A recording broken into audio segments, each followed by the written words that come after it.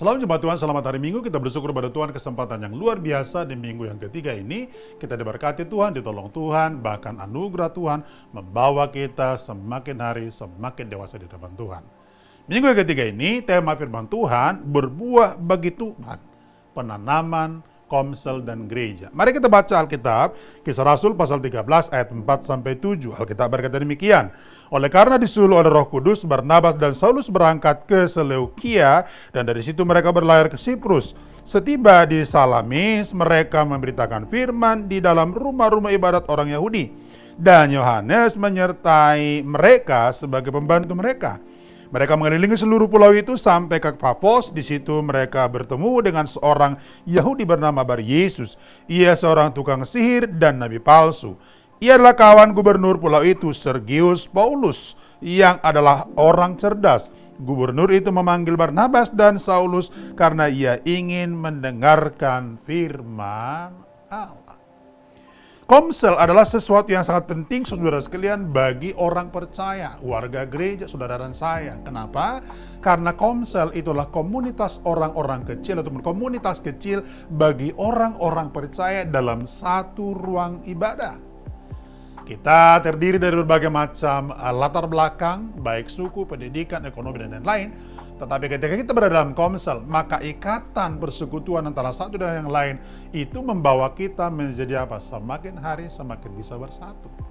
Ternyata salah satu contoh ataupun salah satu kriteria dari orang yang berbuah bagi Tuhan adalah ketika terjadi yang namanya pelipat gandaan daripada komsel.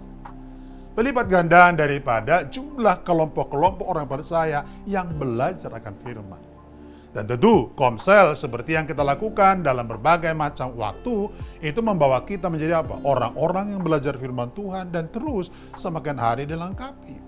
Di komsel kita bisa berdialog satu dengan yang lain sehingga pemahaman kita, pengertian kita semakin hari semakin luas. Berbeda sekali dengan ibadah raya di mana para hamba Tuhan hanya berbicara secara monolog. Tetapi kalau di komsel kita bisa bertanya, kita bisa saling sharing dan lain-lain sebagainya. Dan itu adalah contoh, bahkan juga itu adalah indikator daripada orang-orang yang berbuah bagi Kristus. Nah, bagaimana kita memulai dan menghidupi komsel? Ini adalah hal yang penting. 4 hal sangat penting. Yang pertama adalah temukanlah orang-orang percaya akan firman Tuhan. Jadi kalau kita menemukan orang-orang percaya akan firman Tuhan, maka kelompok itu menjadi kelompok persekutuan. Dan di sana kita akan menjadi apa? Orang-orang yang secara bersama-sama mempelajari firman Tuhan. Karena itu menemukan orang-orang yang rindu dan percaya akan firman Tuhan itu penting. Sama seperti dilakukan oleh Barnabas dan Paulus. Mereka pergi kemana saja, ke tempat mana saja. Mereka berusaha untuk menemukan orang-orang yang percaya firman Tuhan. Dan pada akhirnya mereka menggabungkan diri di sana, lalu kemudian mereka bersama-sama bertumbuh dan menjadi dewasa di sana. Yang kedua, menemukan dan mencari orang-orang yang berlatar belakang sama. Kalau saudara baca dalam ayat yang kelima, maka firman Tuhan dikatakan seperti ini. Setiba di Salamis, mereka memberitakan firman Allah di rumah-rumah ibadat orang Yahudi, dan Yohanes menyertai mereka sebagai pembantu mereka. Kenapa kita sudah sekalian perlu ataupun penting mencari orang-orang yang berlatar belakang sama? Karena itu memudahkan kita bersekutu.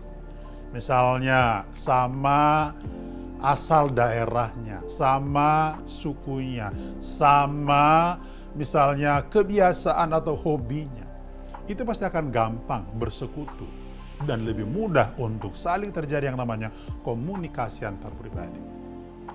Tentu kita tidak berkata bahwa kita membeda-bedakan suku, tidak. Tetapi ketika ada kesamaan di dalam diri kita, itu akan lebih mudah membangun komunikasi. Yang ketiga adalah dengan cara semua orang dari segala kalangan harus dilayani. Artinya apa? Layanilah semua orang dari segala kalangan. Ini ada cara bagaimana kita memaknai komsel atau komunitas kecil. Saya percaya ini juga yang dilakukan oleh Paulus dan Barnabas. Dia tidak hanya melayani sekelompok orang tertentu, tapi dia juga melayani semua kalangan. Buktinya dia melayani siapa? Seorang gubernur. Tapi juga dia melayani siapa? Seorang tukang sihir. Artinya apa? Semua dilayani. Dan kalau ini bisa kita lakukan, saya percaya, maka pertumbuhan rohani kita akan semakin hari semakin baik. Yang keempat adalah melayani setiap orang dengan kuasa Tuhan. Melayani setiap orang dengan kuasa Tuhan. Ini penting. Komsel, saudara-saudara sekalian, harus menjadi tempat di mana kita untuk mempraktekkan kuasa Tuhan. Itu sebabnya doa-doa saudara sekalian penting terjadi di sana. Dan saya yakin kalau ini kita lakukan, kerohanian kita semakin hari semakin muncul dan semakin sehat di hadapan Tuhan. Bila engkau dan saya ingin membuat kerohanian kita semakin hari semakin sehat, maka bergabunglah di Komsel dan jangan pernah berpikir bahwa kita hanya buang-buang ke sana, karena ada banyak hal yang dapat kita temukan dan kita pelajari di sana. Selamat hari Minggu, Tuhan memberkati.